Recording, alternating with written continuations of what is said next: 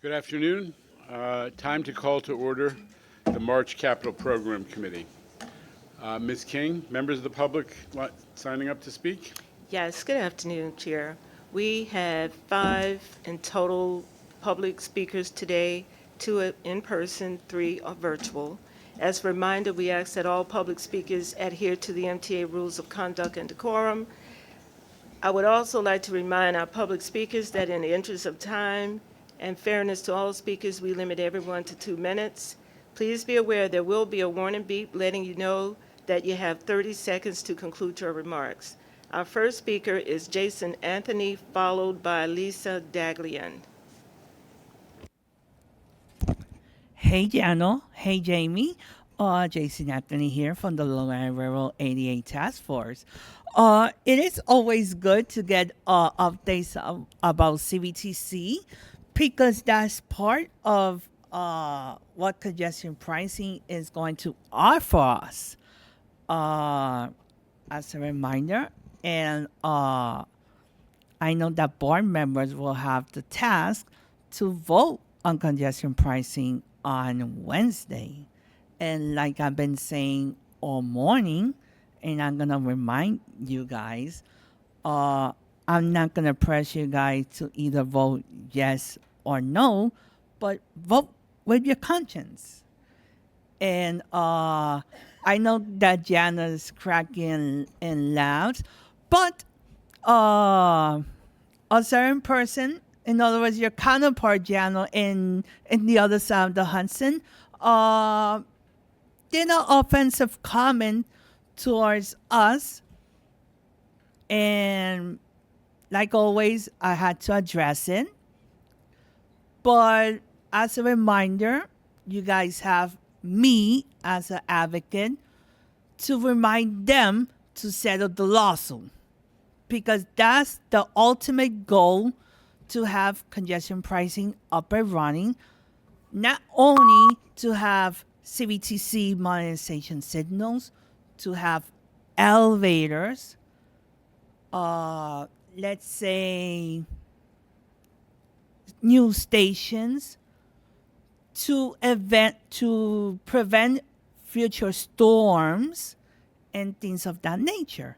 So that's all for today. I'll see you guys in finance. Next speaker, Lisa Daglian, followed by Christopher Greif. Hi, good afternoon. I'm Lisa Daglian, Executive Director of the Permanent Citizens Advisory Committee to the MTA PCAC. The CBTC update is like looking into the future of a modern subway system. We like what we see, and we want to see more. Of course, we may not even see the next steps on some of the touted projects anytime soon without congestion pricing. For anyone who likes slow, unreliable service, that's good news. For the rest of us, it's another indication that congestion pricing can't come soon enough. The smorgasbord of improvement opportunities for transit, the Long Island Railroad, and Metro North, including the decidedly less sparkly but definitely critical state of good repair work, will disappear like Cinderella's coach at midnight without congestion pricing. There is no plan B for the $15 billion hole that looms large, and none of the naysayers have come up with viable alternatives. The longer the delays, the more the projects will cost when they come to fruition. We joined many of our partners in advocacy last week at the East New York LIRR station to call for station upgrades to be included in the next capital plan. The station's in dire need of investment, from accessibility to connectivity and lighting. We're glad to see Broadway Junction will receive much-needed accessibility improvements, but it's important that East New York is included in the equation. Without congestion pricing, accessibility improvements at so many other stations will be put on hold. We're impressed at the rate of elevator and escalator upgrades around the system lately, and riders with disabilities can't afford delay to full accessibility. So many stations need to be made accessible. Hello, Metz Willets Point. Congestion pricing will transform our transit and region. Without it, we'll see the death spiral of investment delayed and ridership return halted. Let's get it over the finish line this Wednesday and in court this month. Thank you.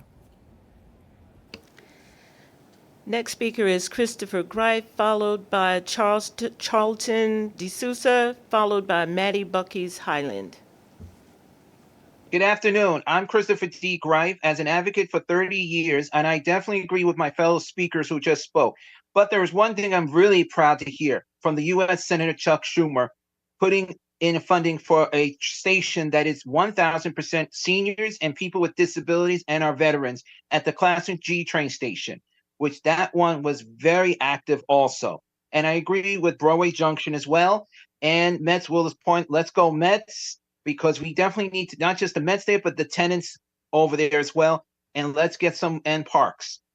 One thing we definitely need to work on is supporting congestion prices. As my former colleague, the late Edith Prentice, which you see behind me, is one of the advocates who definitely agree with me about congestion pricing. And we need to continue the legacy to make sure full accessibility is in there, from elevators to ramps, update our lighting, updating our buses, and that's including update our signages. We need to make clear that the congestion pricing is very important for people with disabilities, seniors, and veterans as well. So I'm reminding everyone and to our press, let's don't forget to mention accessibility. That is part of the congestion pricing. Let's not leave us out, disability, seniors, and veterans. Thank you, everyone. Have a great afternoon. Next speaker is Charlton D'Souza. Good afternoon, everyone. Charlton D'Souza, President of Passengers United. So I wanted to talk about the 63rd Street track work that's being completed on April 1st. It won't benefit me because I'll have to take the shuttle train this week for early voting in Roosevelt Island. So I get to suffer for 1 week more. But there are concerns from Roosevelt Island residents about water leaks, garbage, and rats over there. So when they do the cleanup on Saturday and Sunday, are they going to mitigate all the dust? They're going to have to do an environmental cleaning of those stations to clean out the cement, the silica dust, and just everything, and also the water for that's on the tracks and the rats. So, Mr. Chairman, later on in capital programs, can the capital program person go over this as well? And also, one of the other things that we were concerned about is the F and M train swap. I know this is something that we've been trying to get done because it will make trains go much faster. So the M train should just run to Lex 63rd, Roosevelt Island, and then 21st Street Queensbridge. It's quicker that way than for the F to do it because the F has to switch from the express track onto that track, and then it kind of delays service.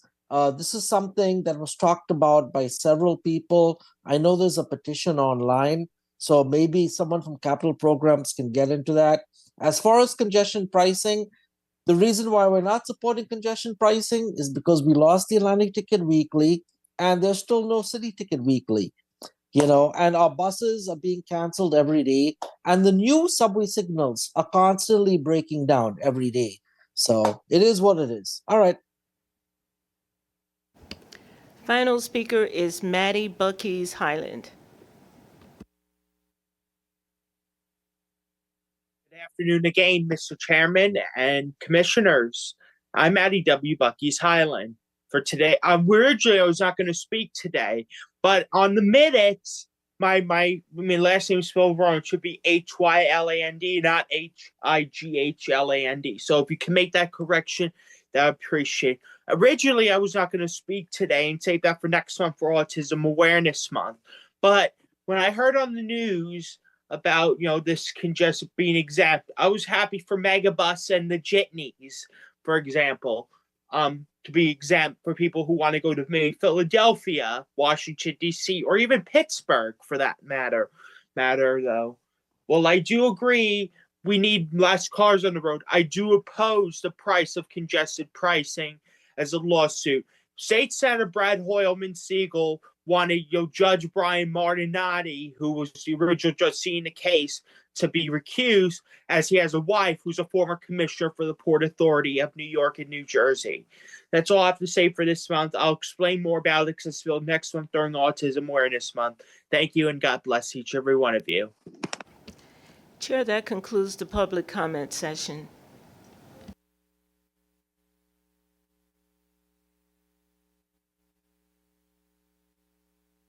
Thank you, Ms. King, and thank you to public speakers. Copies of the February Capital Program Committee minutes have been distributed and are available on the website. Changes or comments? I note the presence of Mr. Albert. I don't know if that's good or not, but on page 6, under procurement actions, there's a spelling of Verrazano is not the up-to-date spelling. It doesn't have the 2 Z's, so you might want to correct that because it's that way in everything else. That's it? All right. With that very minor correction, may I have a motion to approve? Thank you, Ms. Mahalta. Second, Mr. Jones. All in favor? The minutes are approved. Any changes to the work plan, Mr. Torres-Springer? No changes to the work plan, Mr. Chair. Would you deliver your presence report then? Thank you very much, Chair. Members of the committee, good afternoon. Just as we get into it, we are showing an image of the final stages of direct track fixation, this massive, complicated project on 63rd Street tunnel on our cover here. We'll have more news about that as we bring service back on time on April 1st. March is Women's History Month, and I just want to say I'm continually amazed at the powerful women professionals who lead so much of our work at construction and development. Some of them were honored at the Empowering Women in Transportation event last week, and I want to acknowledge Sean Moore, Alyssa Cobb-Conan, Frederica Cuenca, Angelina Francois, and Robin Hollander, all critical members of the C&D team, but they really stand in for many, many women getting the work done day in and day out to maintain and improve our system, and I'm proud to be associated with them. This past month, we opened our second ADA accessible subway station of the year at Tremont in the Bronx. That makes 5 stations in total when we include the 3 Metro North stations we completed. This was a challenging one that exhibited all of the reasons that it's so challenging to get to our 95% accessibility goal. But we're continuing to work away, and we'll have more stations made fully accessible soon. The target is 14 stations completed for accessibility this year, more than ever before. It's not just important what we're building in the system, but how we build it and how we run our program. This past month, the MTA joined a national movement in making an equity and infrastructure pledge that commits us to further increasing the number, size, and proportion of the historically underutilized businesses working in our capital program, MW and DBEs, as we refer to them. I want to commend my colleague, Lourdes Zapata, who you see at left, who has really hit the ground running as MTA's new Chief Diversity Officer and is working closely with us to innovate in how we contract with MW and DBEs. Lourdes is pictured here along with the chair with Seiko Prasad, whose firm is doing a great job doing the ironwork on our ADA project at the 14th and 6th Avenue Station Complex. Seiko's the first person in his family to own a business, Queens-based business. He's doing great work for us across the system. It was a really inspiring event. Late last week, as was noted, we received some good news thanks to Senator Schumer's report. The new federal appropriations legislation includes $1 million in funding to help us make the Classen Avenue G station accessible as part of Package 5, which we awarded late last year. Of course, in the scheme of our program, we're very grateful to Senator Schumer. In the scheme of our program, we need more federal funding and federal support and continue to aggressively pursue those discretionary grants that have come out of the bipartisan infrastructure law in order to continue to support the work that we need to do in our system.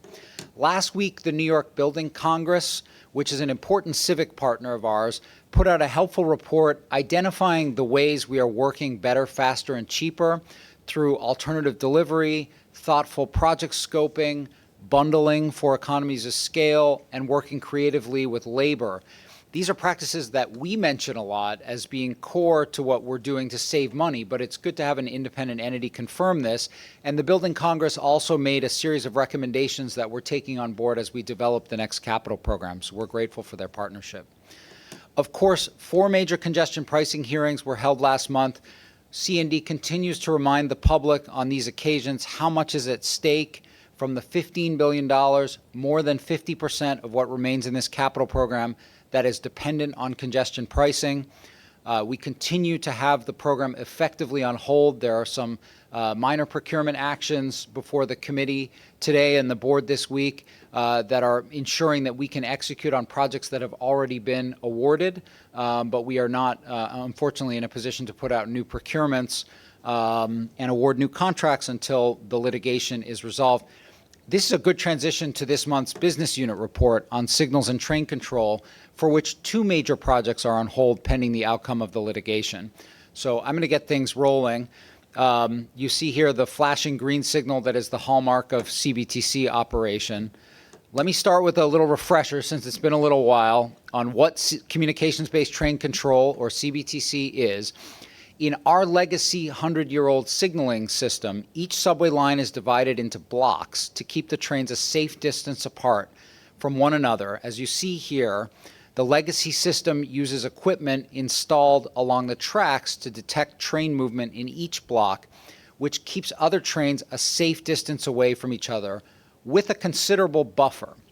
It's a marvel of early 20th century engineering, but it has significant drawbacks. The fixed block system requires too much distance between trains to keep things safe, so trains can't run close together or as fast, which limits service for our riders.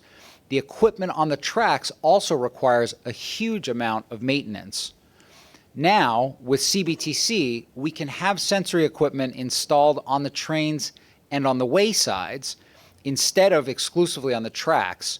This allows direct communication with the rail control center rather than the towers out there along the lines, so that we have a digital picture of where trains are and how fast they're moving at all times. Now, as you can see in the illustration, the trains can safely run faster and closer together. This is where the benefits come from for our riders. One of the ways this happens is through automated train operation, or ATO. Acceleration out of a station and deceleration into a station are automated and optimized, which leads to a smoother, faster, and safer ride. Here is a short video of ATO in operation on the R train in Queens. I actually had the opportunity, along with some colleagues, to do some signal training a couple of weeks back, simulating this setup for automatic train operation. And you can see, versus the complexity of operating the train in conventional mode versus ATO, just how simple it is for our operators to remain focused on the big problems, the questions of whether there is intrusion on the tracks, if there is equipment malfunctioning, what's going on with passengers within the system. ATO accomplishes all of that and also allows us to achieve that better performance operating throughout the system. All this adds up to major benefits for our customers, including, as you can see here, performance and predictability, which is reliability, speed, and capacity. I'll remind you the 2 lines that are CBTC equipped in our system are the Flushing 7 line and the Canarsie L line. They show vast improvements in these measures. As you can see, 8 to 14% increase in train speeds, and on the 7, a 23% jump in on-time performance. These signal systems are performing very well, and you'll see in a moment, and it's certainly not true that the CBTC signal systems are breaking down on a more regular basis. These 2 lines are highly reliable, better than the other lines in the system. And as you'll see on the lines where we have CBTC in operation, including Queens Boulevard Line West, we've achieved, as Gregoire will show, an 80% reduction in issues in getting that system working. So in fact, the new signal system is working very well and very effectively. Another reason that we're investing in CBTC, why it's so important, remember, 83% of our capital program is work on our core infrastructure. Resignaling is a state of good repair initiative. We're replacing aging equipment and updating technology that is increasingly difficult to maintain. Gregoire is going to talk about that more in a moment. But I also wanted to note where we are on progress. It explains why we're prioritizing resignalization across the system. You can see 52 miles from the 7 and L installed will be eclipsed by what's currently in the works. 122 miles worth of the train system in construction, plus an additional 59 miles represented by the Fulton AC line and the 6th Avenue BD F&M projects. Those are the 2 projects that are currently on hold due to congestion pricing. Once these 7 lines represented in yellow are complete, we will have completed in a short period of time more than 3.5 times what was completed in the last 25 years. So we're making a lot of progress on this high priority project. I also wanted to remind the board that we came here in late 2022 with the news that we'd done a strategic review under the leadership of the then new business unit leader, Grégoire Soulmont, who joins us with an enormous amount of industry expertise and a real focus on innovation in delivery. In a minute, Grégoire will show you how we're putting our 3-part plan into place using design build through procurement, streamlining and advancing the technology in the scope, in the work itself, and integrating operations between C&D and the Department of Subways. All of this is coming to fruition in the first project we awarded under this new approach, which is CBTC on the Crosstown line, the G line, in Brooklyn and Queens. But I would note that that doesn't mean that the lessons from this review aren't being applied to projects that were already in construction prior to the completion of that strategic framework. In fact, one big lesson that we've learned is to be cautious and hold our contractors fully accountable before we cut over new signal systems. In many cases, cutting over, switching over from the old system to the new system is not reversible, although we're doing something to remedy that as well. So our integrated signals team between C&D and New York City Transit is ensuring that we're 100% ready to switch over before we pull the trigger to avoid service disruption. As you'll see, this means that some legacy projects will experience some delays in getting to the substantial completion milestone. They are experiencing those delays. But the work is getting done, and we're consciously making these decisions to get the projects implemented properly with minimal disruption. With that, let me turn it over to Grégoire Soulmont, our Senior Vice President for Signals. Good afternoon. I'm Grégoire Soulmont, the business lead for Signal and Train Control. I would like to take a moment to explain a little bit more how CBTC works.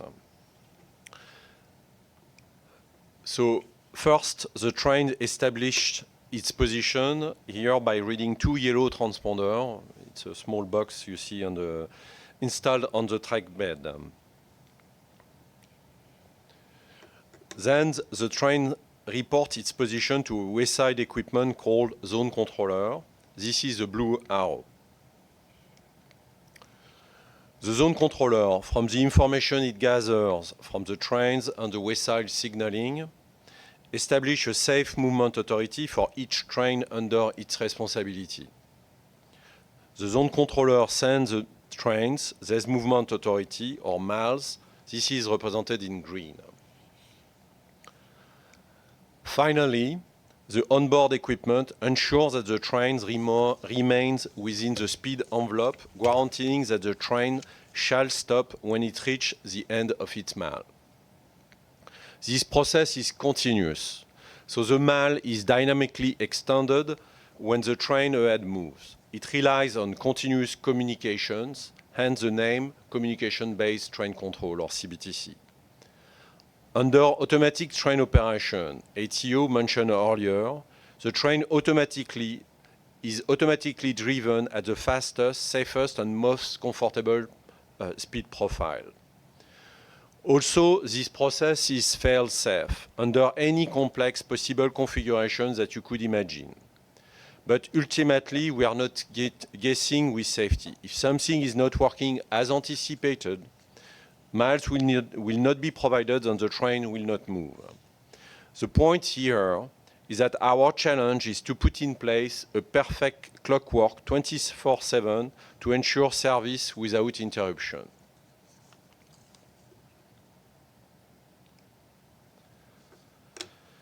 With that understanding in mind of what CBTC is, let me now turn to status update on the various projects we have in the works. I will start from the older project awarded before the creation of C&D. As you will see, all the projects are advancing, but they are facing challenges that we are addressing. CBTC has been in full operation on QBL West, the E, F, M, and R lines in Queens since 2022. We have put in place with Siemens a detailed plan to meet all the objectives of the contract by end of 2024. This includes the reliability, availability, and maintainability objective, as well as outstanding features. We are progressing this plan. For instance, ATO, automatic train operation, has been put in service early March. As discussed, that's an incredibly important step.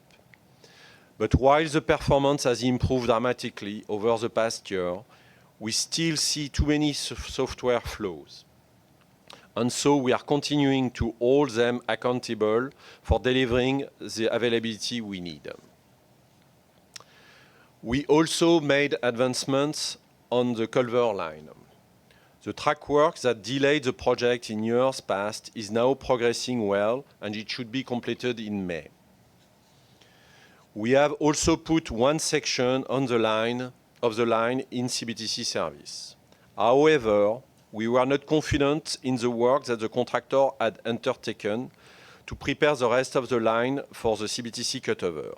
As a result, the in-service of the other sections has been delayed to make sure that the cutover will be successful with no impact on operation. This is a lesson learned from QBL West. 8th Avenue equips the A, C, and E lines in Manhattan. The track work is complete.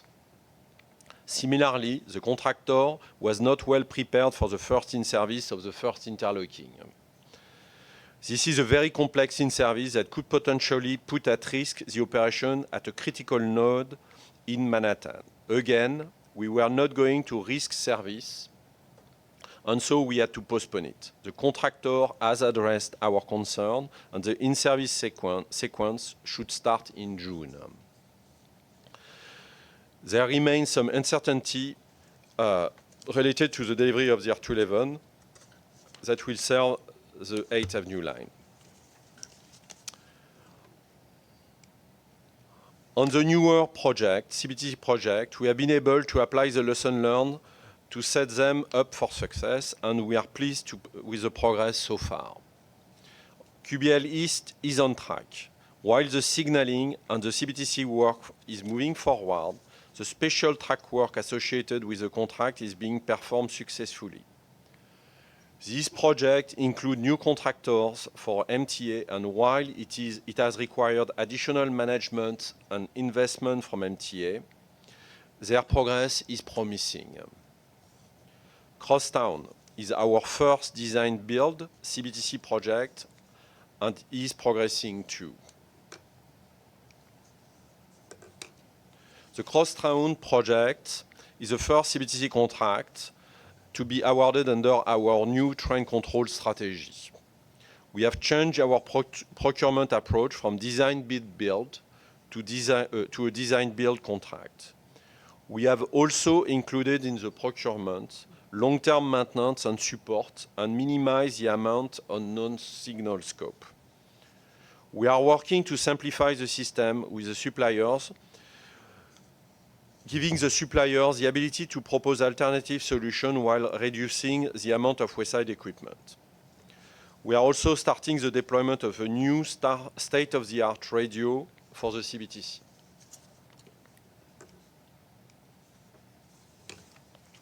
The fieldwork has started and will be ramping up this summer. We are focused on getting the most complicated and disruptive track and switch work finished quickly and efficiently. This will require longer-term outage this summer, including a 6-week stretch in which much of the northern section of the G line will be shut down. We have been coordinating closely with the local community through our government and community relation partner to make sure that riders know this outage is coming and that they will have a robust set of shuttle buses to replace services.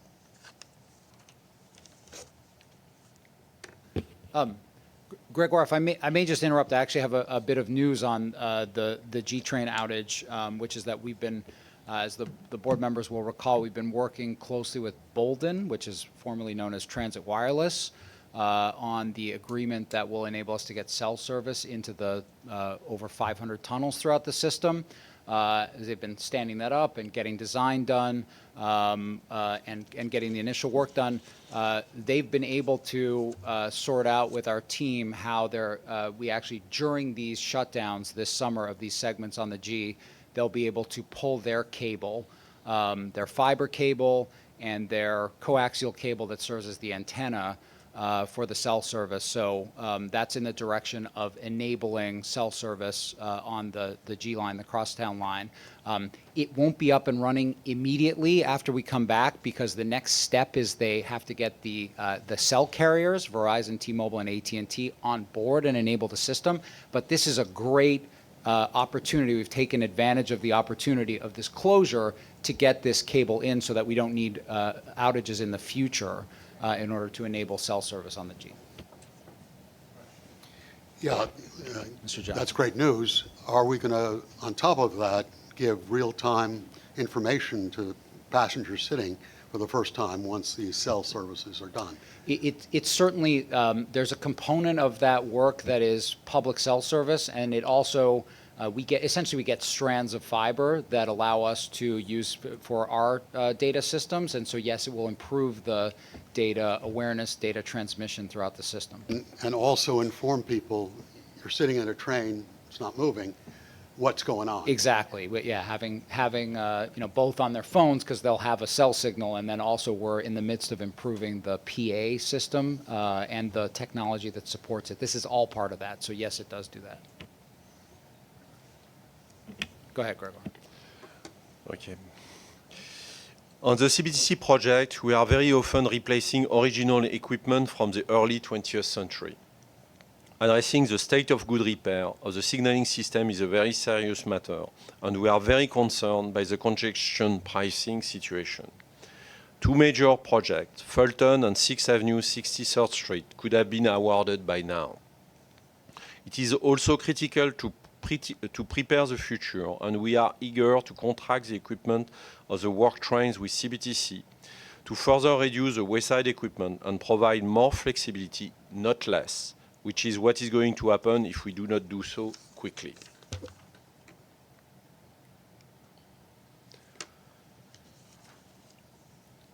I talked earlier about perfect clockwork. In an interlocking, signal, track, and trains are together like a 400 tons clockwork. It is critical to progress the CBTC project to ensure that those 400-ton clockworks are perfect and safe. In the case of Fulton, there is urgency. The signaling equipment is more than 90 years old.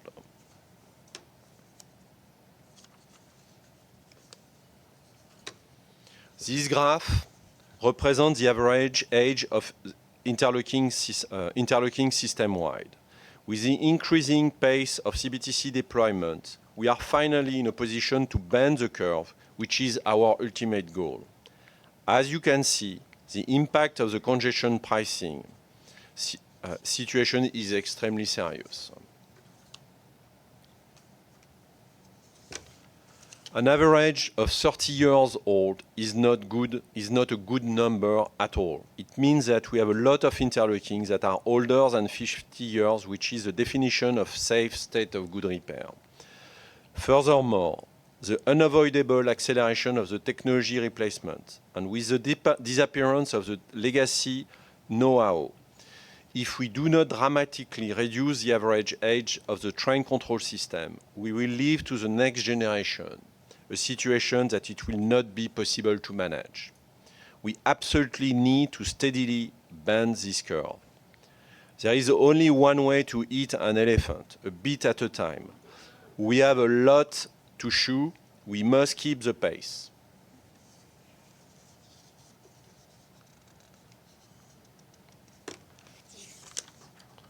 Finally, we are indeed preparing the next capital program. With this mindset, also taking in account other factors listed on the slide, such as ridership and equity. Thanks, and I'll just, I think you were done, Gregor. I'll just note on this last slide, there's as the board knows, we have a new planning division at C&D that's done all the work on the 20-year needs assessment. that group, along with the experts in the signals unit, are working very closely together on thinking through this targeting. And certainly the age of our interlockings and our signals is an important driver as we select what the next set of CBTC projects is. But so are these other factors. Where do we have major performance issues? Where are the riders most in need of reliable performance? Where do we have capacity issues? So as we look at that 70% of the system that needs to be resignaled over time, we're using a variety of factors to make those decisions. What do the colors mean? Is that I admit it's kind of a complicated diagram. The takeaway is 70% of the lines of the system are not resignaled.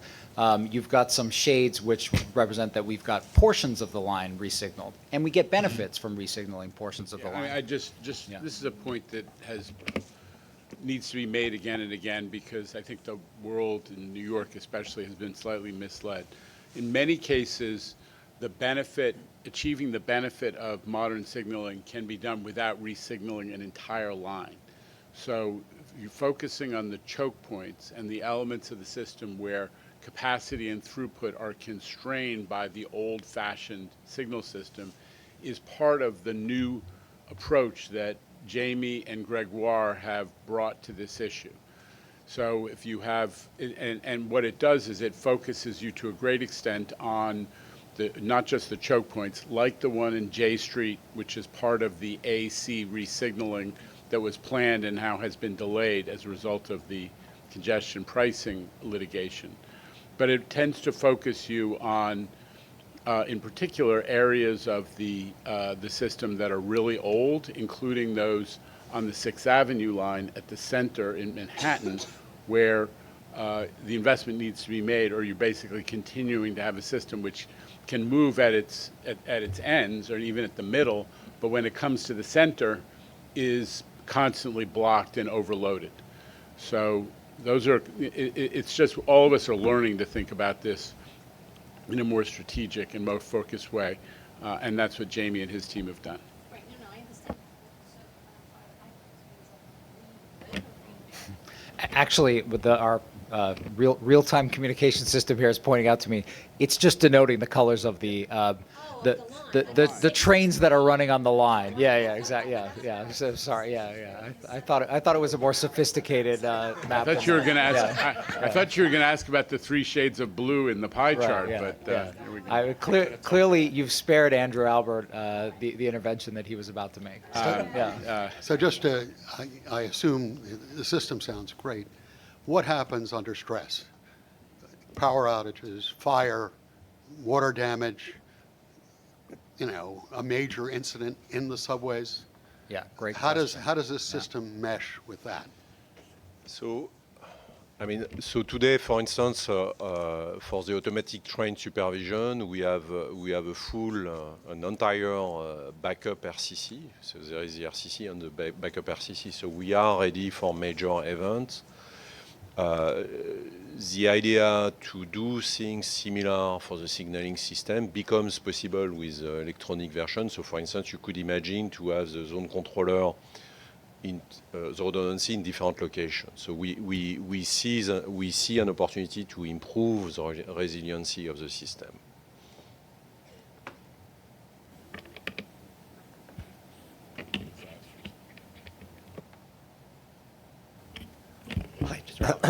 So, Jana, were you just saying that while you can have CBTC on Queens Boulevard East and Culver, if you don't have 6th Avenue, it helps the areas in the outer parts of the line? Because once those trains run more frequently and catch up to the middle, you're delayed. Yeah, I mean but there are choke points in the interlockings on Culver. Right. There were mega choke points on Queens Boulevard as well, Andrew. So all I was saying is that this approach, which has focused on the segments that are actually interfering with increasing throughput and capacity and reliability, has yielded an approach where we're not trying to resignal an entire line from the Bronx to the end in Queens. Just if I may just restate the point, it actually cuts both ways. We get the benefits of CBTC even if we're able to get a portion of the line resignaled, but we can't realize all of the benefits of CBTC until we have the entirety of the line resignaled, which is why the Fulton line and the 6th Avenue line being in jeopardy is really tragic. Just I so don't you know, Gregoire, Jamie. if there's anything you want to add to that. Jamie, just so you're aware of it, on page 19, there's a map of that, and it shows Fulton Avenue instead of Fulton Street. Ding, ding, ding. That's another reason we need congestion pricing. It's a, Andrew Albert corrections on that are a drinking game at the MTA board. We want to hear from Mr. Brown before No, the I IEC? think Mr. Brown and then Midori Valdivia. Go ahead.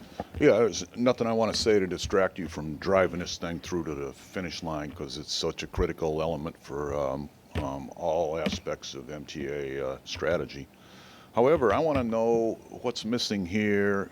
I've been looking for that ultra wideband to how to know how this here dovetails into the system or whether it's been permanently set aside and sort of a ash can of history. But I mean, where and why are we still playing with that? Is there a piece for it here? You want me to answer? Yeah, so I think all the work that has been done on ultra-wideband and the innovation is extremely valuable for us. We plan to introduce new technology with the work train. We believe that the work train is an excellent opportunity to introduce a technology rather than an operating line. So, unfortunately, because of congestion pricing, I will not tell more today. No, it's true. Actually, let me just add to that because Gregoire mentioned it earlier, but I'm not sure. So we have work trains running throughout our system.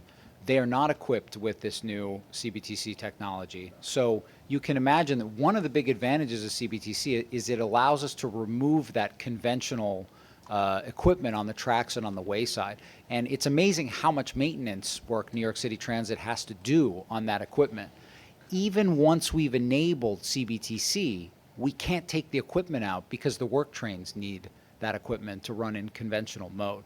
So we have a project, we have $250 million in our capital program that is funded by congestion pricing to equip the work trains. And part of it, as Gregoire said, is it's the building on the use of the ultra-wideband technology investigation. Or other, yeah. Right. The way it works is not all that different than the PTC on the commuter rails. And so it's a moving blocks or, you know, and it should make it safer, theoretically safer to work on this stuff too. It does, absolutely. Ms. Valdivia. Thank you so much for your presentation. I see here, and I know I think we'll hear from the independent engineer, but I am curious, you know, you had mentioned a couple of delays, and there was an interesting one related to scope on train cars and how maybe that wasn't incorporating the scope or they're waiting for the scope. Can you, I think I heard a little bit of this, but can you talk about one or two kind of major lessons learned as you think about, you know, issuing the next set of CBTC, assuming all goes well with some policy direction this week? And this is specifically as it relates to contractors, your lessons learned with the contractors who are working on this. So,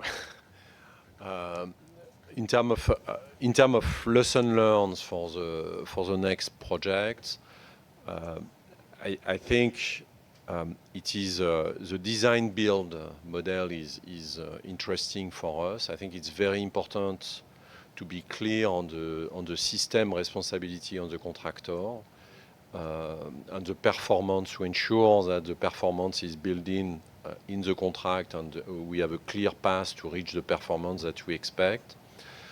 I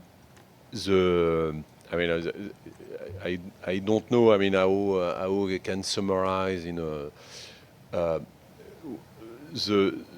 what matters also is the fact that we need the CBTC contract focus on the technology and not get too distracted by the non-CBTC work.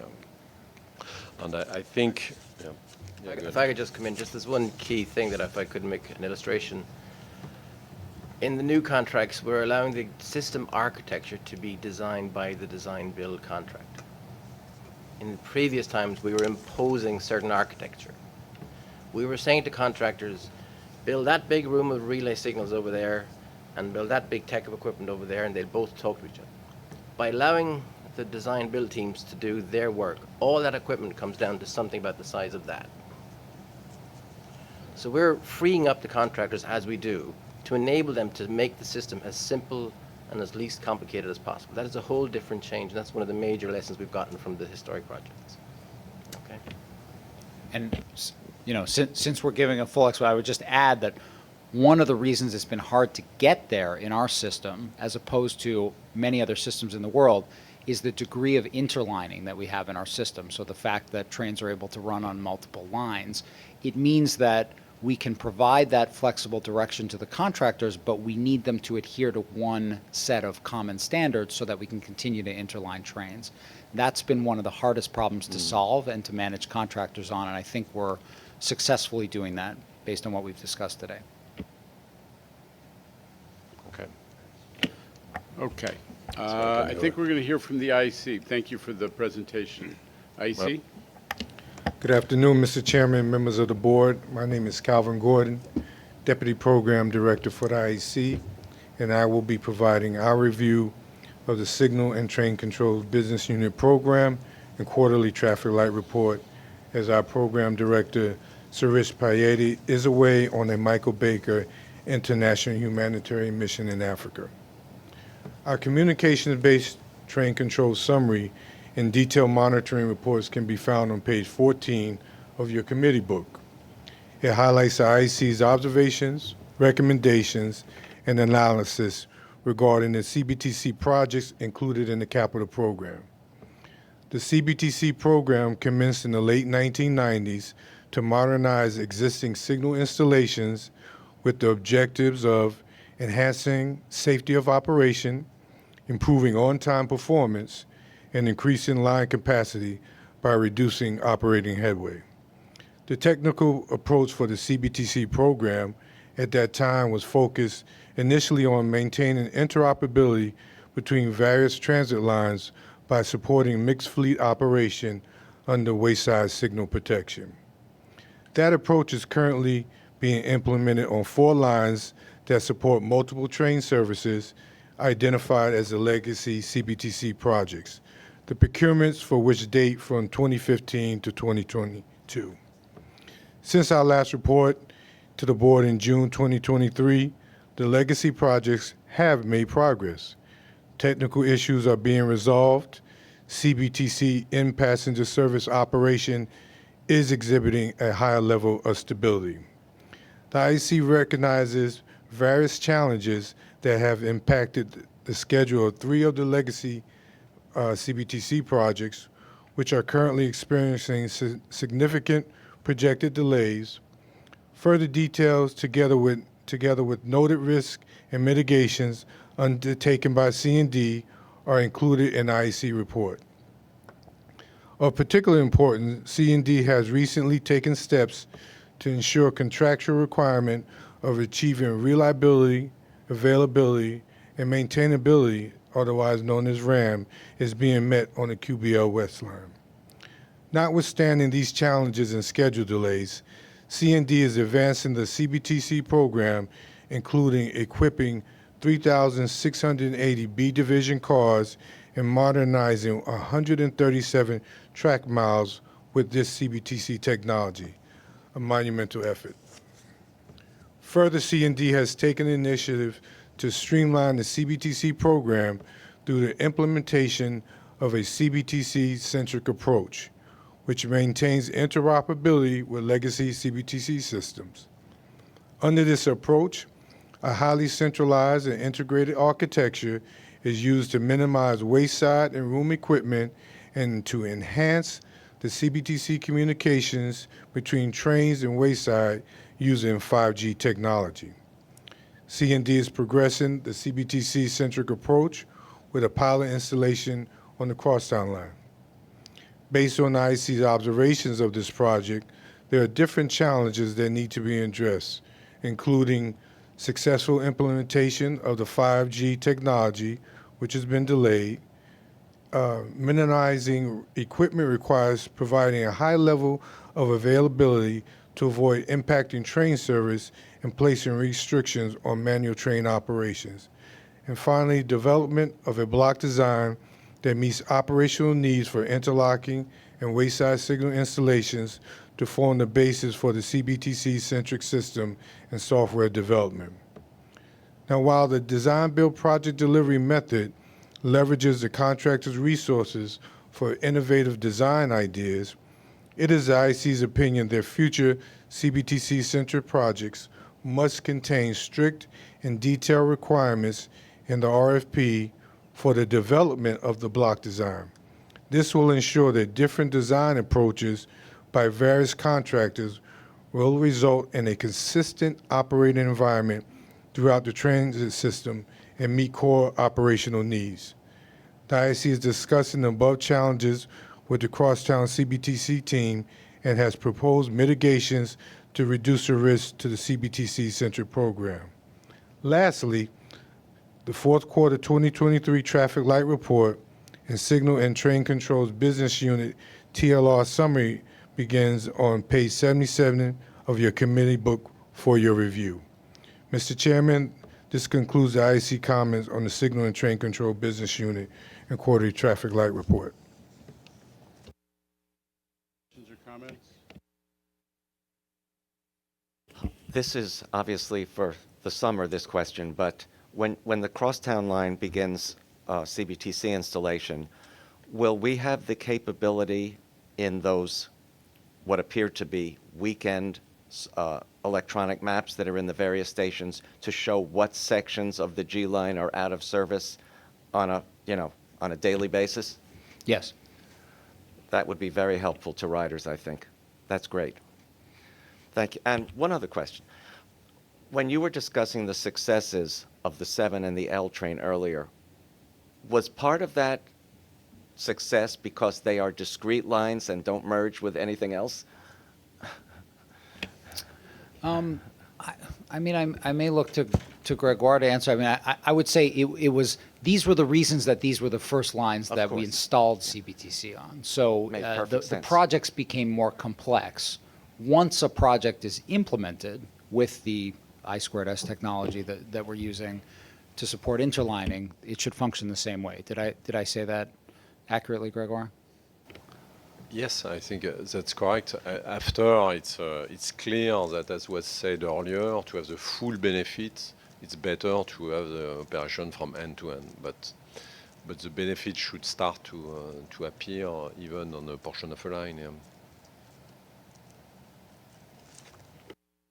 Further comments or questions from the board? Okay, with that, let's go to Ms. please. I'm sorry. One last piece on the crosstown line. Obviously, since Culver has or will have been done, we're really only talking about Hoyt-Schermerhorn up to Court Square for the G line, right? Because Culver line will have been done. I don't think Hoyt-Schermerhorn is the dividing line. I mean, the F line will be end to end. Right. Because Bergen Street will have been part of the Culver line, so that will be done. So the next stop north is Hoyt-Schermerhorn on the G. I think the limits of the Culver work are Church. Yeah. So the limits of crosstown begin at Church. But Gregoire's making the more important point, which is once the G is done, we will have the F service will be fully CBTC enabled, the entire line, which includes QBL West and QB. I think except the last station. Okay, except yes. And the middle of 6th Avenue, yes. And once we have the 6th Avenue line done, thank you. Okay, with all those clarifications, we throw it to Ms. Budwa for procurements. Thank you. Construction and Development is presenting 5 procurement actions totaling $19.2 million to the Capital Program Committee for approval this month. All of the actions this month are ratifications of modifications. They are as follows. The first is to furnish and install a new fire water tank at the Croton Harmon Yard. The second is for additional steel column repairs, a new structural slab and drain at stairs P8 and P9 at the 33rd Street Station on the Lexington line. The next two are for the repair of 157 additional sidewall columns, 34 additional roof beams, and 2 struts on the concourse line between 161st Street and 205th Street in the Bronx. The last item is for additional detailed inspection of the orthotropic deck welds at 3 spans on the Robert F. Kennedy Bridge. These items are described in detail and the staff summaries contained in your committee books, and I hereby submit them for your consideration and vote. Questions or comments? Hearing none, may I have a motion to approve? Mr. Chu, second Ms. Mahaltzis. All in favor? Items carry. Any opposition or abstention? The items carry. Thank you. That concludes today's agenda. Motion to adjourn. Mr. Brown, thank you, Ms. Mahaltzis, for the second. All in favor? We are in adjournment.